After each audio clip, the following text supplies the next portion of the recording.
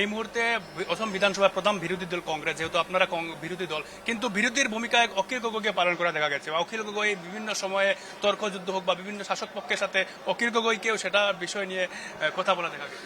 আজকে দেখুন আমার স্টার্ট কোয়েশ্চেন, আমরা এখন এখন পর্যন্ত 3 নম্বর বার আমার স্টার্ট কোয়েশ্চেন এই আসছে, কিন্তু আমার পর্যন্ত গিয়া ফসে না, আমি গিয়া কইবার পাই না, কেটা লেগে পাই না, কারণ সব সময় ও ওটা তর্ক যুদ্ধ শেষ হয়ে যায়। দেখুন এখানে তর্ক যুদ্ধ করিয়া তো হইতো না, পয়েন্ট মানুষের আনসার, আমার তো কোনো নিজের ব্যক্তিগত কোয়েশ্চেন নাই কেন, আমার যেটা পাবলিকর ইস্যুস, আমার সমষ্টির ইস্যু লইয়া আমি রেজ করবার লেগে আমি ট্রাই করি আর, কিন্তু আমরা আমার লগে আমার ম্যাক্সিমাম এমএলএ আমরা কোয়েশ্চেন দিতে নাইয়া ফসে না, কেটা লেগে তারা যোনটা কাজিয়া, তারা যোনটা ওটা তর্কযুদ্ধ, তারা তর্কযুদ্ধ মানে সব সময় নষ্ট হয়ে যায়। একটা কোয়েশ্চেন একটা আনসার লাগে হার্ডলি 5 মিনিট যেটা লাগে, কিন্তু তারা তর্কযুদ্ধ এখো তর্কযুদ্ধ তারা 10-15 মিনিট করে নষ্ট করিলেন। 10-15 মিনিট নষ্ট করার লগে ও আমরা লেখান যারা বিধায়ক আছেন, আমরা যারা সমস্ত কোয়েশ্চেন লই আইছে, আমরা কোয়েশ্চেন আমরা গিয়া ফসিতে পারে না। আজকেও আমার কোয়েশ্চেন আছে, কিন্তু আজকেও জানি না, আজকে তর্কযুদ্ধ যদি আবার সময় নষ্ট হয়ে যায়, আজকেও আমার কোয়েশ্চেন আইতো না। তো এটা একটা যখন আমার এটা লস খাওয়ার আমার আছে সমষ্টির, আর খালি আমার না, এলা আমরা লেখান বহুত বিধায়কের